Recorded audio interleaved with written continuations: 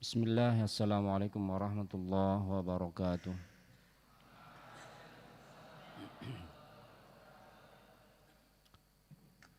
Bismillah, walhamdulillah, wa la ilaha illallah. Bismillah, wa la hawla wa la quwwata illa billah. Innal hamdalillahi nahmaduh wa nasta'inuhu wa nastaghfiruh wa na'udzu billahi min syururi anfusina wa sayyiati a'malina.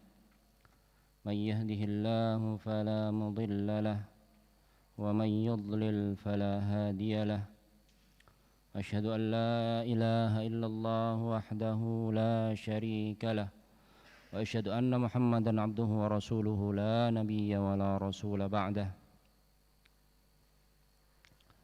قال الله تعالى يا أيها الذين آمنوا اتقوا الله حق تقاته ولا تموتن إلا وأنتم مسلمون يا أيها الناس اتقوا ربكم الذي خلقكم من نفس واحدة وخلق منها زوجها وبث منهما رجالا كثيرا ونساء واتقوا الله الذي تساءلون به والأرحام إن الله كان عليكم رقيبا يا أيها الذين آمنوا اتقوا الله وقولوا قولا سديدا يصلح لكم أعمالكم ويغفر لكم ذنوبكم ومن يطع الله ورسوله فقد فاز فوزا عظيما فإن أصدق الحديث كتاب الله وخير الهدي هدي محمد صلى الله عليه وآله وسلم شر الأمور محدثاتها فإن كل محدثة بدعة وكل بدعة ضلالة وكل ضلالة في النار أما بعد Rabbi syrah li sadri wa yassir li amri wahlul 'uqdatam min lisani yafqahu qawli subhanaka la ilma lana illa ma 'allamtana innaka antal alimul hakim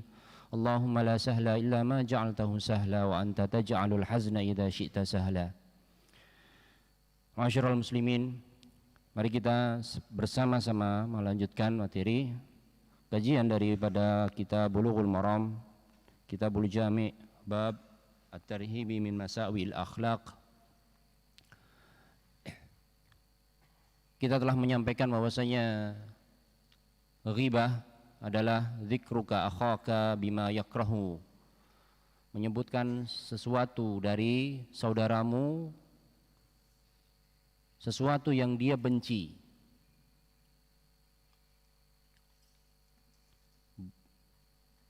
Yaitu sesuatu yang memang benar-benar ada pada diri saudaramu. Dan jika apa yang kamu sebutkan itu tidak benar-benar ada pada diri saudaramu, maka ini disebut dengan al-buhtan. Sebagaimana penjelasan yang telah lewat pada pekan yang lalu. Allah Subhanahu wa taala berfirman, "Ya ayyuhalladzina amanu ijtanibu katsiran minadh-dhann, inna ba'dadh-dhanni itsmun, wa la tajassasu, wa la yaghtab ba'dukum ba'dan." Ayuhibbu ahadukum ayyakula lahma akhihi maitan fakarihtumuhu wattaqullaha innallaha tawwabur rahim. Wahai orang-orang yang beriman, jauhilah kebanyakan berprasangka.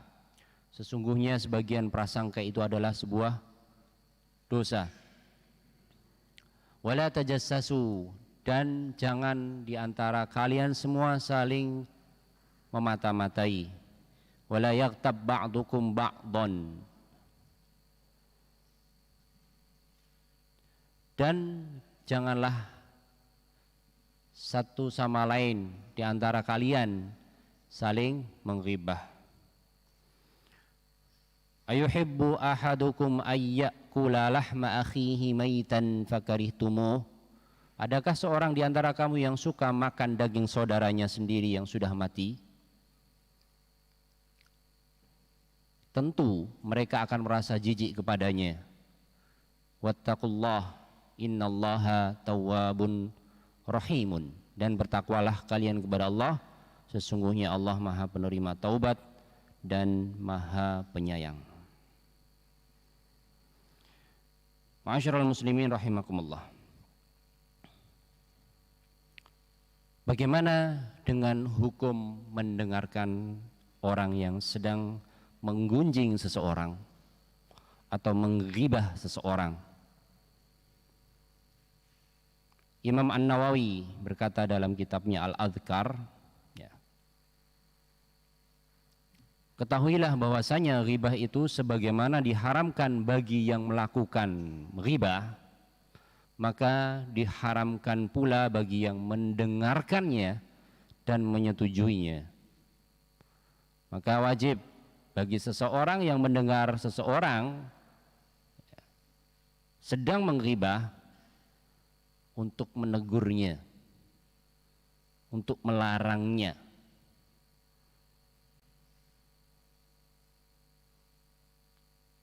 Kalau dia tidak takut kepada madarat yang jelas.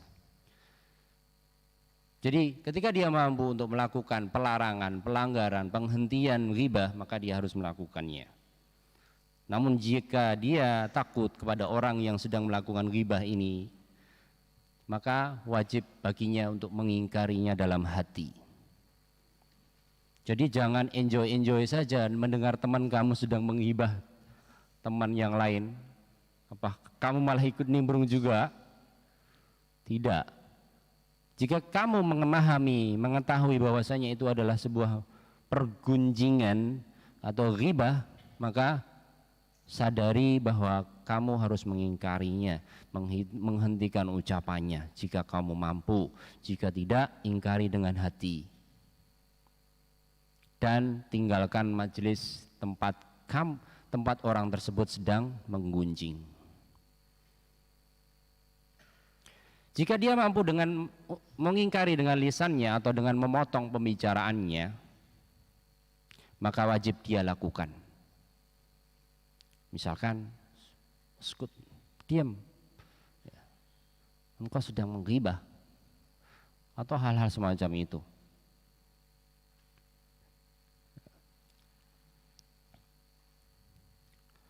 Baik. Allah Subhanahu wa taala berfirman, "Wa idza ra'aita alladziina yakhuduuna fi ayatina fa'arid 'anhum hatta yakhudu fi haditsin ghairihi. Wa imma yunsiyannaka asy-syaitan fala taq'ud ba'da dzikra ma'al qaumidz zalimin." Dan apabila kalian melihat orang-orang yang mengejek, mengolok-olok ayat kami, maka berpalinglah dari mereka sehingga mereka membicarakan pembicaraan yang lain. Ya, kalau kamu melihat seseorang yang mengolok-olok ayat Al-Quran, sedang menggunjingkan, melecehkan ayat Al-Quran, atau mungkin dia sinis terhadap sebuah ayat atau hadis Nabi SAW, ya, berpalinglah dari mereka sampai mereka berbicara pembicaraan yang lain. Dan apabila kalian dilupakan oleh syaitan, maka janganlah kalian duduk bersama kaum yang zalim setelah kalian ingat. Ini juga diambil oleh para ulama. Jika kita berada pada sebuah majelis yang di dalamnya terdapat ghibah, tadi yang dibincangkan dalam ayat Al-Quran atau ayat-ayat Allah diolok-olok, diejek-ejek, dihinakan, dilecehkan. Jika dalam sebuah majelis isinya menggibah orang lain, menggosip orang lain, membicarakan keburukan orang lain, menggunjing, maka masuk dalam hukum ini. Berpalinglah sampai dia mengganti pembicaraannya. Maka lisan al-lisan, amsik alaika lisanak, jaga, tahan mulut. Begitu sulit, sebagaimana kemarin kita sampaikan, seseorang itu tergelincir karena lisannya, bukan karena tergelincir kakinya. Hari ini masing-masing mengintrospeksi dirinya. Sudahkah menggibah orang lain, membicarakan orang lain?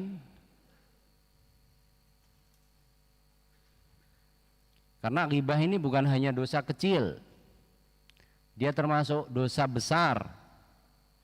Digambarkan sebagaimana memakan bangkai daging saudaranya. Para ulama mengatakan ini adalah sebuah dosa besar. Baik.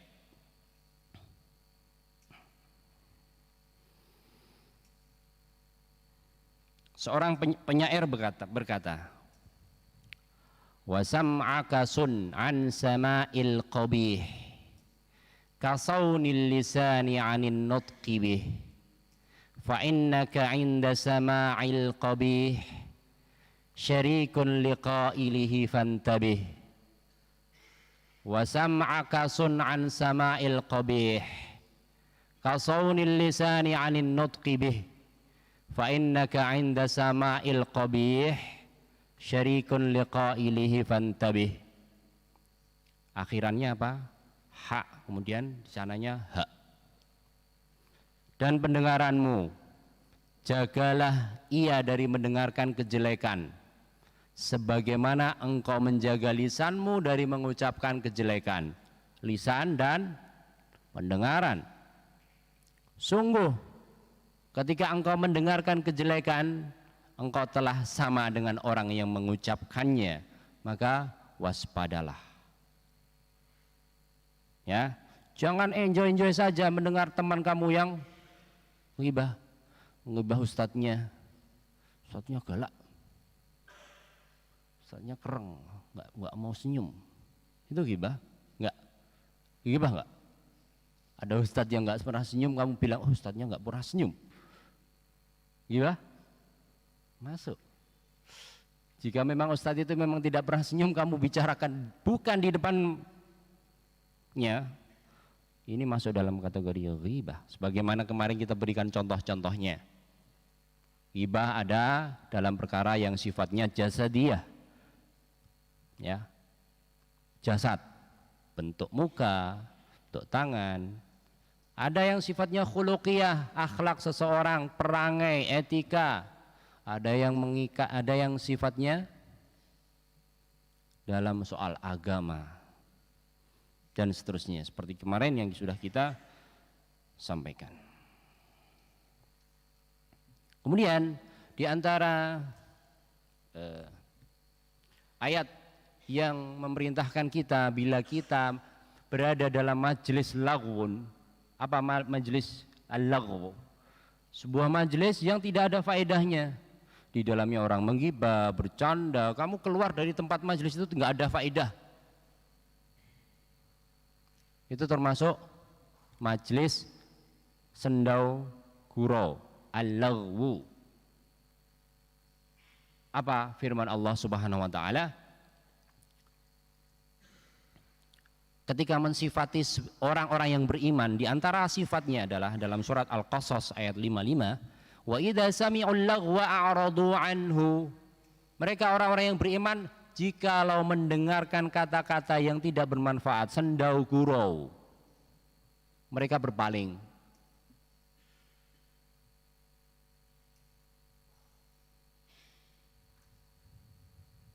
Kemudian juga ayat yang lain, surat Al-Mu'minun ayat 23, ayat 3, maaf. Walladzina hum 'anil laghwi mu'ridun. Karena seorang yang sedang menggibah itu adalah majelis laghwun, majelis yang tidak ada faedahnya, bahkan hanya akan mendatangkan dosa. Maka kita wajib untuk berpaling dari majelis-majelis semacam ini. Orang yang dapat melakukan ini akan terhormat. Ya, ada orang yang pengen mengetahui keburukan orang lain, begitu menggebunya di hatinya ketika ada seseorang bercerita tentang saudaranya, saudara fulan begini, dia nggak mampu menghentikannya. Karena apa? Dia juga bernafsu ingin mengetahui keburukan orang lain. Ada 3 orang misalkan bercerita, satu A dengan B bercerita tentang keburukan orang Z. Anda di sana orang C, akhirnya nimbrung, kamu nggak bisa mengingkari karena kamu merasakan, pengen tahu keburukan si Z.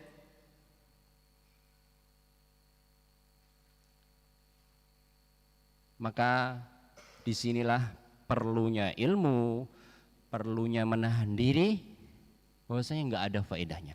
Nah, kalau ketika Anda orang C tadi berani memutus pembicaraan, hentikan. Anda menjadi orang yang terhormat. Apa faedahnya kita mengetahui keburukan orang lain? Pastikan kamu membongkar keburukan orang lain, dirimu akan terbongkar keburukannya. Meskipun kamu di rumah saja, walau fi uqri darihi, nggak kemana-mana, karena itu adalah sebuah balasan. Al jaza'u min jinsil amal. Maka ada seorang masyaikh mengatakan, idza qala lak qila anka. Jika ada seorang mengatakan tentang orang lain kepadamu, maka kamu akan dikatakan juga, akan diceritakan juga tentang dirimu kepada orang lain. Fa idza naqala lak naqala anka, atau nukila anka. Jika ada seorang menukilkan ucapan atau menukilkan perbuatan, sifat, kejelekan orang lain kepadamu, maka orang tadi juga akan dibicarakan kejelekannya. Al jaza'u min jinsil amal. Sebagaimana kalau kita menutupi aib seseorang, Allah juga akan menutupi aib kita fid dunya wal akhirah. Man satara musliman satarahullahu alaihi fid dunya wal akhirah. Al jaza' min jinsil amal. Begitu. Maka hentikan. Kalau lisan kita terbiasa ghibah, itu majelis yang tidak ada faedahnya. Kita sering sekali melakukan hal ini tanpa kita sadari. Kita merasakan nikmatnya maupun kita mengingkari di hati, tapi tidak mampu menghentikan orang yang berbicara tadi. Ya. Kadang kita berada dalam suatu situasi yang tidak mampu karena dia seorang yang besar, orang yang memiliki kedudukan tinggi, kita tidak mampu mengingkarinya. Apa yang kita lakukan? Tadi sudah disampaikan. Pergi dari tempat itu, menjauh. Nggak perlu mendengarkan ocehannya yang sedang menggibah. Tapi kalau kita mampu menegur, kita wajib melakukan teguran kepada orang tadi. Anda kalau tidak menggibah, Anda menjadi orang yang terhormat. Tidak tersentuh. Untouchable. Atau apalah bahasa. Terhormat. Kehormatanmu juga akan terlindungi. Seolah-olah terlapisi gitu. Enggak bocor. Meskipun kamu mungkin memiliki beberapa keburukan. Ya. Baik. Wa idza sami'ul laghwa a'radu an. Mereka orang-orang yang beriman apabila mendengarkan majelis laghwun yang tidak ada faedahnya, mereka berpaling darinya. Kemudian kalau kita bahkan Nabi SAW ketika ada seseorang mengucapkan perkataan yang buruk tentang seorang, apa yang dilakukan Nabi? Bukan hanya menghentikan ucapannya, tapi justru membela yang diribahi atau yang dikatai. Ya. Dalam hadis Abu Darda radhiyallahu anhu anin Nabi sallallahu alaihi wa alihi wasallam, beliau mengatakan, bersabda, man radda an irdi akhihi raddallahu wajhahu an-nara. Barang siapa yang mempertahankan kehormatan saudaranya, menjaga kehormatan saudaranya yang akan dicemarkan orang lain, maka Allah akan menolak api neraka dari mukanya pada hari kiamat.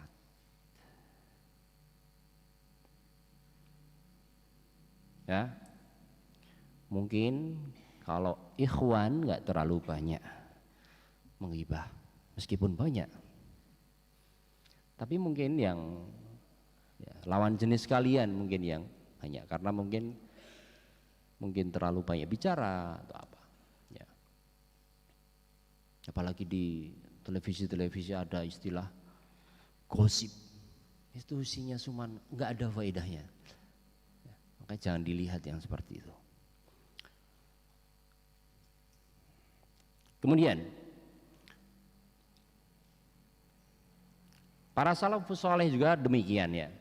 Sebagaimana di hadis berikut, an Idban bin Malik radhiyallahu anhu qala qama an-nabiy sallallahu alaihi wasallam faqala aina Malik ibnu ad-Dukhshun aina Malik ibnu Dukhshun, itu nama seorang sahabat. Malik bin ad-Dukhshun, baru mendengar pertama ya. Tapi kalau semakin sulit dilafalkan semakin melekat di tak. Kalau mungkin yang terlalu mudah sudah biasa akhirnya lupa. Tapi kalau kata lafadz yang sulit kita agak sulit, akhirnya mudah melekat di ingatan kita. Terkadang demikian. Siapa tadi? Malik bin ad-Dukhshun. Din dal bertasydid, kemudian kha, kemudian shin dan nun. Nabi bertanya, di mana dia? Malik bin ad-Dukhshun. Kemudian salah seorang lelaki mengatakan, dia orang munafik di depan Nabi Muhammad SAW. Nabi bertanya, di mana Malik bin Dukhshun? Ada orang menyaut, dia orang yang munafik. La yuhibbullaha wa rasulah, dia seorang yang tidak mencintai Allah dan Rasulnya. Apa kata Nabi? Apa balasan Nabi? Membantah ucapan orang tadi. La taqul dzalika, jangan kau katakan itu. Ala tarahu qad qala la ilaha illallah, bukankah engkau telah melihatnya mengucapkan la ilaha illallah? Yuridu bidzalika wajhallah, yang dia menginginkan dari ucapan la ilaha illallah itu wajahnya Allah Subhanahu wa taala. Wa innallaha qad harrama 'alan nari man qala la ilaha illallah yabtaghi bidzalika wajhallah. Dan sesungguhnya Allah telah mengharamkan bagi sesiapapun yang mengucapkan la ilaha illallah yang dia mengharapkan wajah Allah Subhanahu wa taala. Dibela oleh Nabi sallallahu alaihi wasallam. Ya.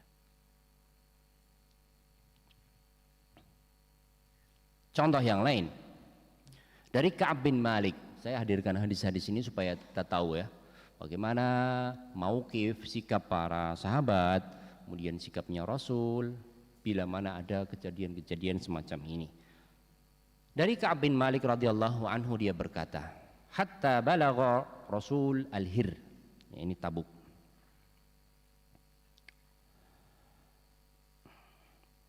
Ketika Nabi SAW telah sampai di Tabuk, ya.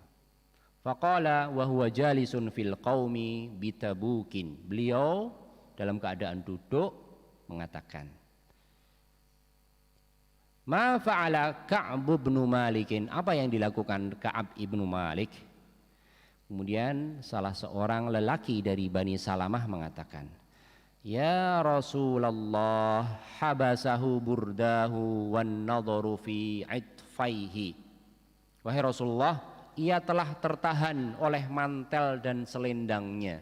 Artinya dia tidak pergi berperang, keluar bersama Rasulullah SAW karena ada yang menghalanginya dari urusan dunia. Dia lebih mengedepankan urusan dunianya, cinta dengan dunia, daripada ikut keluar bersama Rasulullah SAW. Apa sabda Nabi membantah perkataan orang tadi? Faqala Mu'adz bin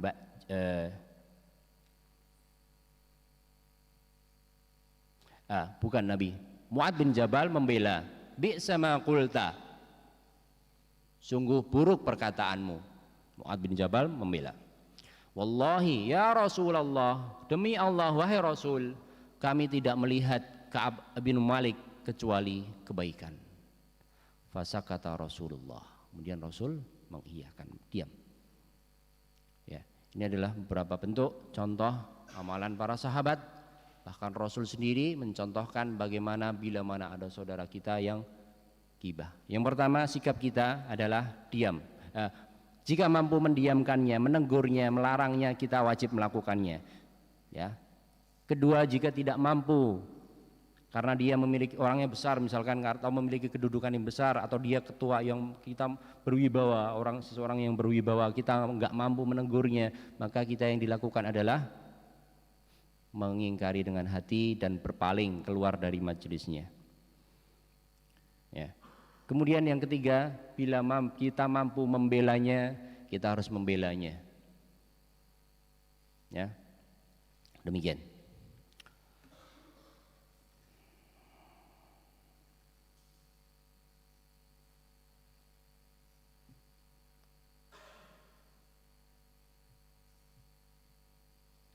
Bagaimana cara menghindarkan diri dari ghibah? Yang pertama, kita harus sadar bahwasanya setiap yang keluar dari mulut kita itu akan diperhitungkan, akan dicatat. Ya, sebagaimana dalam firman-Nya, "Ma yalfidhu min qaulin illa ladaihi raqibun atid." Tiada suatu ucapan pun yang diucapkan melainkan ada di dekatnya malaikat.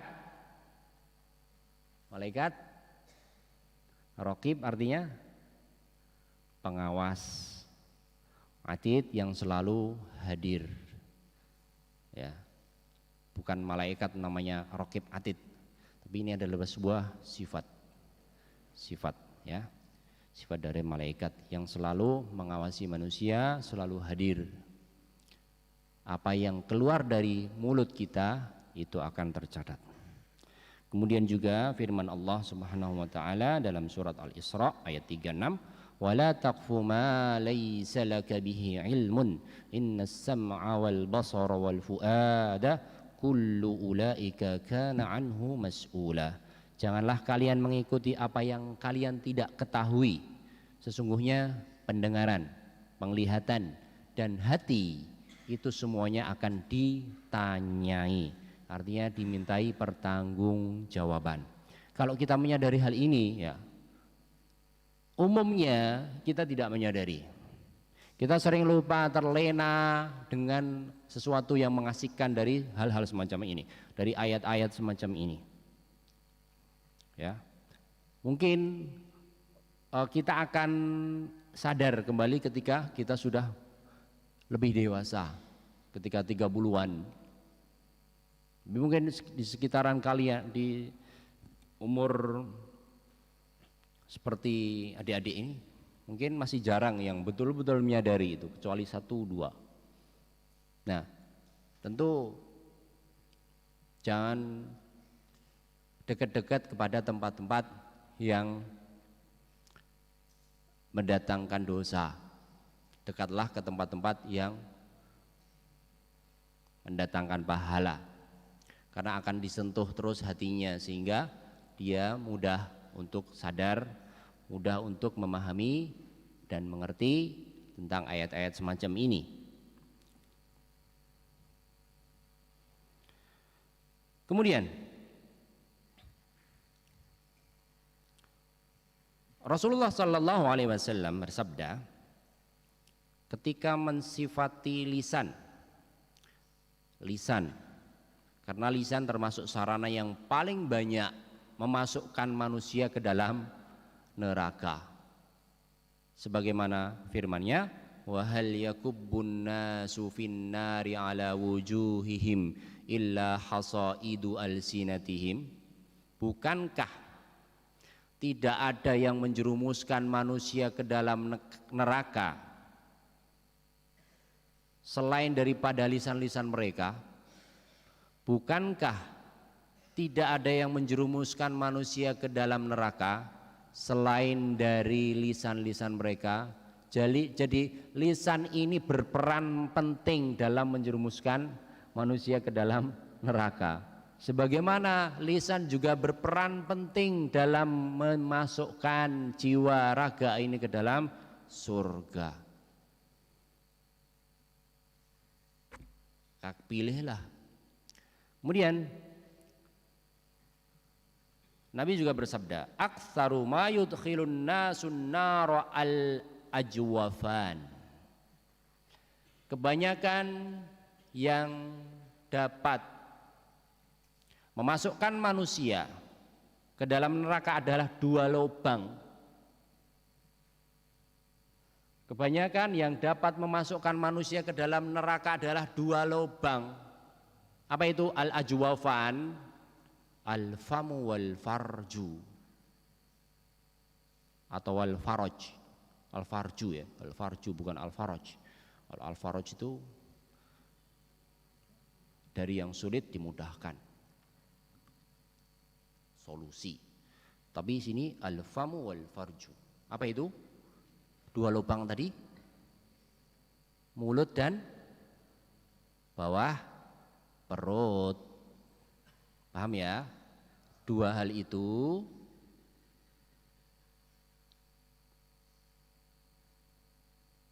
yang dapat atau paling banyak mengantarkan manusia ke dalam neraka. Bahkan juga dalam sabdanya, man yadmanuli ma baina lahyaihi wa ma baina fakhidaihi admanu lahul jannah. Barang siapa yang bisa menjaga dirinya di antara dua tulang ini namanya,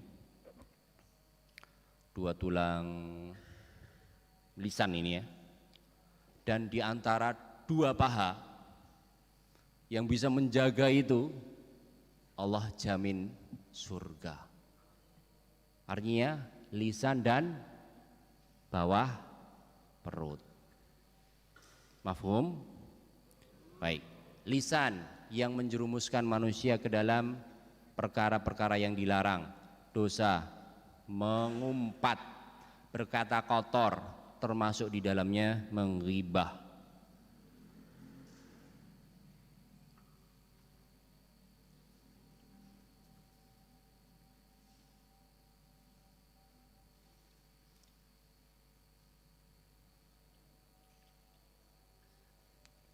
Terakhir,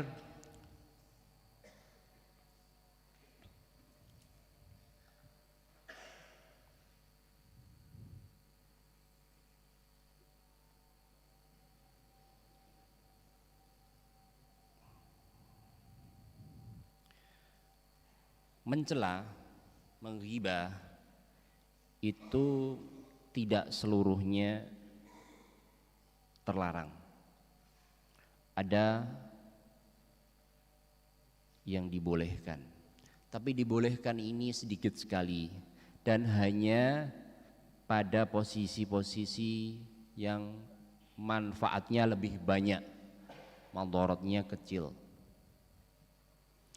atau pada posisi yang dapat menimbulkan madarat yang besar,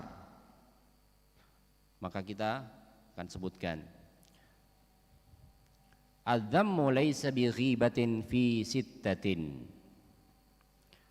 Celaan bukanlah ghibah pada 6 hal. Jadi tidak termasuk ghibah kalau kita membicarakan yang berikut ini. Yang pertama, mutadhallimun, pengadu, yang mengadukan sebuah perkara kepada hakim atau kepada qadhi. Dia harus membicarakan orang lain, ya enggak? Misalkan dia didolimi, dicuri atau apalah, dia mengadu kepada hakim. Atau mungkin kalau di sini ada qismul amni atau bagian kepengasuhan, ada yang mukul, dia mengadu ke pengasuhan, dia harus menyebut orang yang mukul tadi enggak? Iya. Ghibah? Tidak. Tidak dikatakan ghibah yang semacam ini. Meskipun menyebutkan yang benar-benar dia telah lakukan, ya. Dalam posisi ini tidak disebut sebagai ghibah.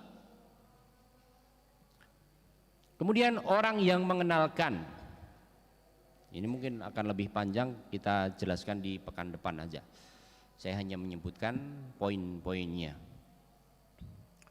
Dan orang yang memperingatkan, misalkan memperingatkan seseorang dari bahaya, ahlu bid'ah, ahlu syirki, orang-orang yang melakukan kesyirikan, maka boleh disebut disebut kejelekannya. Supaya apa? Orang tidak mengikuti bid'ah.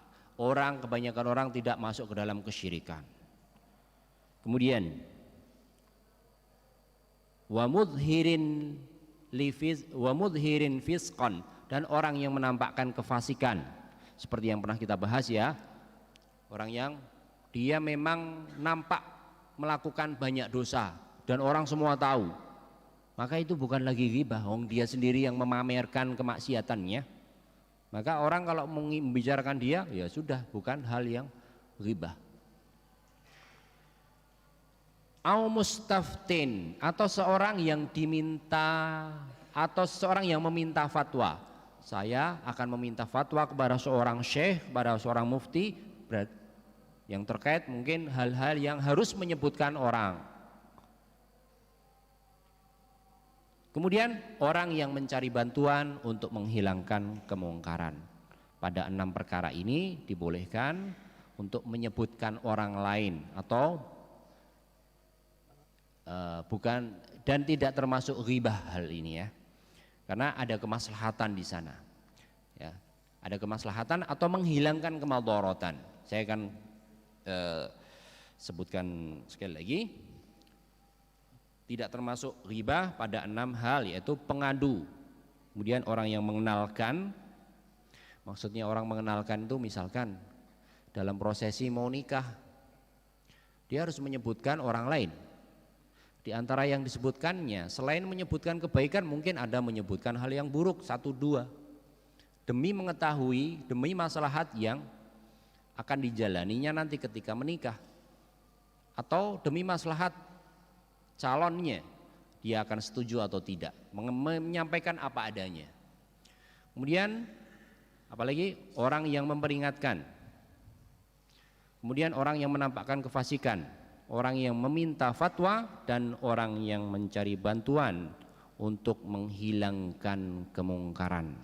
Cukup sekian, saya akhiri. Subhanakallahumma wa bihamdika asyhadu an la ilaha illa anta astaghfiruka wa atubu ilaik. Assalamualaikum warahmatullahi wabarakatuh.